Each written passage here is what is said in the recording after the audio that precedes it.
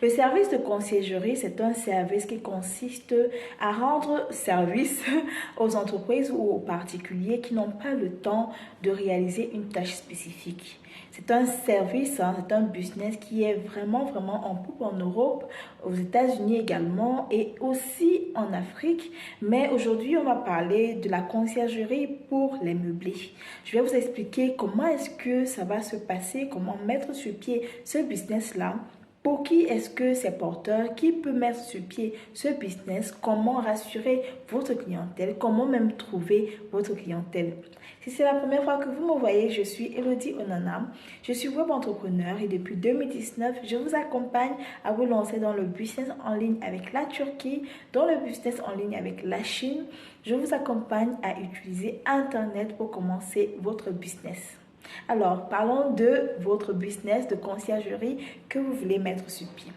La conciergerie, je l'ai déjà définie au départ, mais la conciergerie, du moins le business de la conciergerie, peut s'adapter à tous les domaines. Que ce soit la conciergerie pour les entreprises qui n'ont pas peut-être le temps de déclarer leurs impôts, de faire les fiches de prélèvement, qui n'ont pas le temps de s'occuper de leur courrier, peu importe. Que ce soit pour les particuliers par exemple qui travaillent tous les jours de disons 9h à 20h et qui n'ont pas le temps de peut-être aller chercher l'enfant à l'école, qui n'ont pas le temps de s'occuper de leur courrier, qui n'ont pas le temps de faire X ou Y tâches, peu importe. Mais aujourd'hui, on va parler de façon vraiment spécifique de la conciergerie pour les propriétaires de Airbnb. Si vous ne savez pas, Airbnb, c'est une plateforme qui a été mise sur pied pour que les personnes puissent louer des meublés et y passer du temps. Alors, tout le monde peut être sur Airbnb. Si vous avez un appartement et que vous le louez, vous êtes, je suppose, éligible sur Airbnb pour y mettre votre appartement. Mais vous ne vous positionnez pas comme un propriétaire de Airbnb.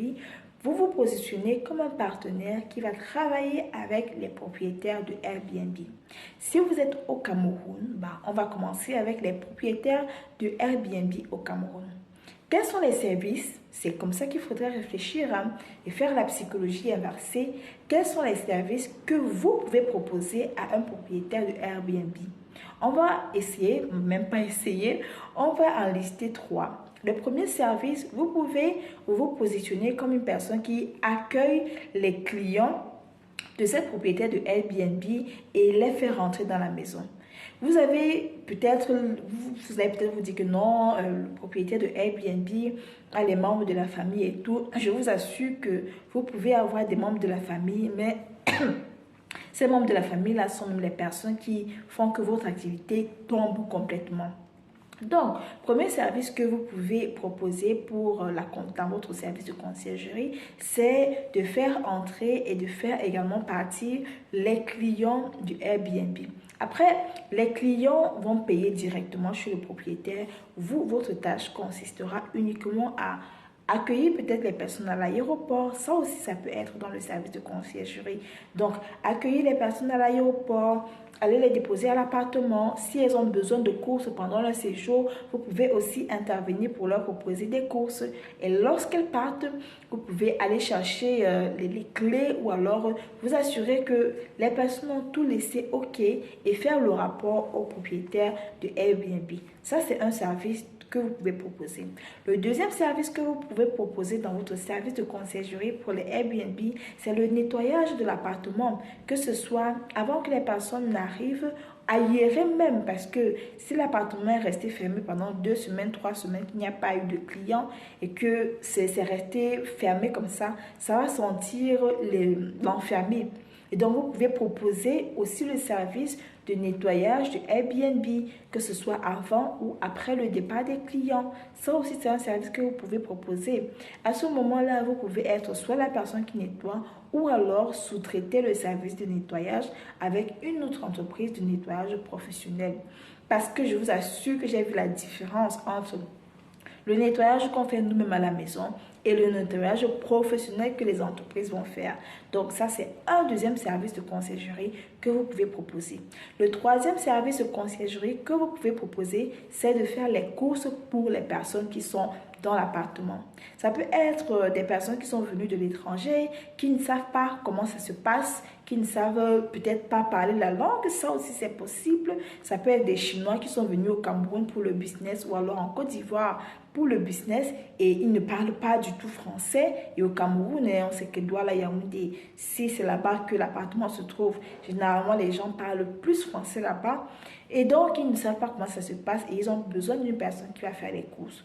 Vous pouvez aussi vous positionner comme ça, comme une personne qui fait les courses pour les clients du Airbnb parce que peut-être le propriétaire n'est pas au Cameroun, pardon, peut-être il est à l'étranger et il n'a pas le temps de le faire ou alors il n'y a personne qui peut placer là-dessus. La quatrième des choses également, du moins le quatrième service sur lequel vous pouvez vous positionner en tant que service de conciergerie pour les propriétaires de Airbnb. Bon, quand je parle de Airbnb, c'est de façon générale, hein, c'est pour parler de la location de meublés. Donc, le service également sur lequel vous pouvez vous positionner, c'est de pouvoir collecter l'argent si vraiment vous êtes une personne de confiance. Parce qu'après, ça, c'est un peu délicat. Donc, c'est de pouvoir collecter l'argent pour l'argent des clients qui entrent dans le meublé. Bon, sur Airbnb, directement, on paye là-bas, après ça coupe les frais. Et il y a des personnes qui peut-être veulent contourner et tout. Et le client ne veut pas payer s'il n'a pas vu une personne parce qu'il va être sûr que ce n'est pas de l'arnaque et tout.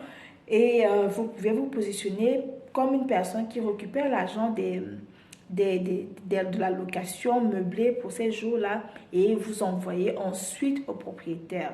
Mais pour vous positionner dans la dernière catégorie que je viens de développer là, il faut être vraiment soit une personne de confiance, soit un cabinet d'avocats ou alors un cabinet de juristes parce que je sais qu'ils ont également ce service-là qui propose généralement pour les personnes qui ne sont pas là. Peu importe le service que vous allez proposer, essayez de faire la psychologie inversée et essayez de vous mettre à la place de ces propriétaires d'Airbnb et de vous demander de quoi est-ce qu'ils pourraient avoir besoin et comment est-ce que moi, je peux me positionner pour travailler avec ces personnes. Maintenant, on va sur la partie de trouver les clients parce que c'est bien beau d'avoir tous ces services, d'avoir le flyer, d'avoir le logo, d'avoir l'entreprise, mais comment trouver les clients? C'est simple, sur les réseaux sociaux.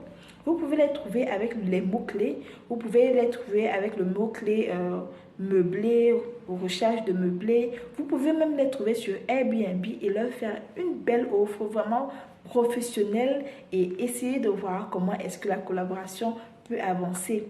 Maintenant, au niveau de la rémunération, ça peut être soit par pourcentage ou alors vous pouvez fixer un thème, un taux fixe qui ne bouge pas pour lequel les personnes vont vous payer, du moins ces propriétaires vont vous payer à chaque fois que vous réalisez vos tâches. Ça va peut-être vous prendre 2 heures, 3 heures par jour.